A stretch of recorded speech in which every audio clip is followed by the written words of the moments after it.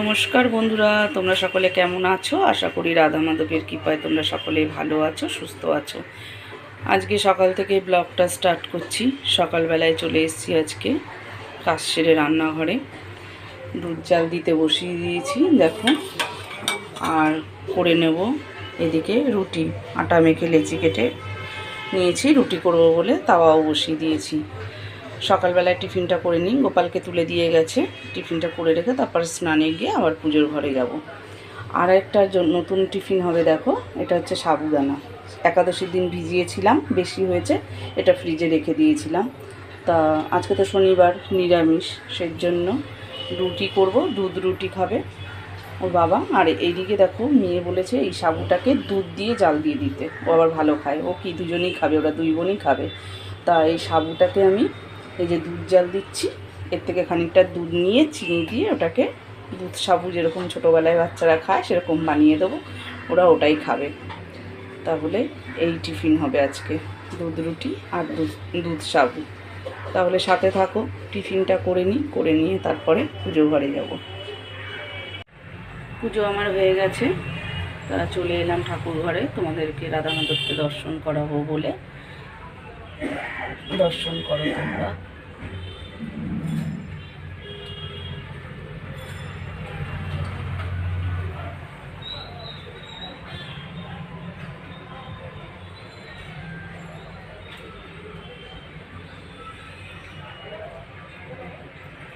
তাহলে দর্শন করিয়ে দিলাম। এইবার আমি টিফিন তো দেখিয়ে দিয়েছি তোমাদের, আগে করে নিয়েছি। চলে যাব এবার রান্নাঘরে প্রসাদটা নামিয়ে। চলে এলাম দেখো একদম দুপুরে খাওয়ার টেবিলে, সবার জন্য ভাত বেড়ে নিয়েছি। আজকে করেছি, এটা হচ্ছে উচ্ছে সেদ্ধ, ভাতে মেখেছি, অল্প অল্প করে দিয়েছি উচ্ছে ভাতে, আলু ভাজা, আর এদিকে রয়েছে মুগের ডাল ডাটা দিয়ে, আর করেছি আমি ঢেঁড়সের ঝাল, কালো সর্ষে, সাদা সর্ষে আর কাঁচা লঙ্কা মিশিয়ে ঢেঁড়সের ঝাল করেছি। আজ এই নিরামিষ শনিবার, সেই কারণে এসব রান্না। তো রান্না বান্না কিছু দেখালাম না, সবাই এখন খেতে বসে যাবো, ভাত বাড়া হয়ে গেছে। তাহলে সবাই খেয়ে নিই, বাকি তবে খাওয়া দাওয়া করি দুপুরের। সন্ধ্যাবেলায় সন্ধ্যা দিয়ে চলে এলাম দোকানে, নিচের দোকানে চলে এসে বসে আছি দেখো। ওইদিকে মেয়েও কাজ করছে আর এদিকে বাবাও কাজ করছে, আর আমি বসে বসে ভিডিও করছি। আমার কাজ নেই, আমার বসে থাকাটাই কাজ, কি করব আমি। তো এখন সব রিমোট তো ওগুলো, রিমোটগুলো নামিয়ে সে জায়গা পরিষ্কার করে আবার নতুন করে রিমোটগুলোকে গোছাচ্ছে।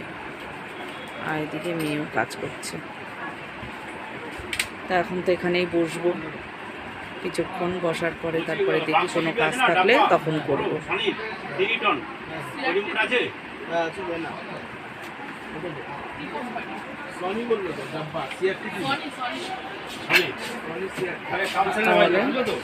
সাথে থাকো, দেখি ওরা কাজ করুক, আমি বসে বসে দেখি, আর যদি আমাকে কোনো কাজে লাগে তাহলে করবো।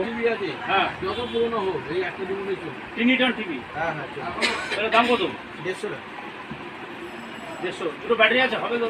দুটো ব্যাটারি 17 টাকা পিসে দিয়ে দেবে, 34 টাকা। ওই তো পেছনেই আছে করতে। এটা কাজ করবে তো একদম চোখ বন্ধ করে।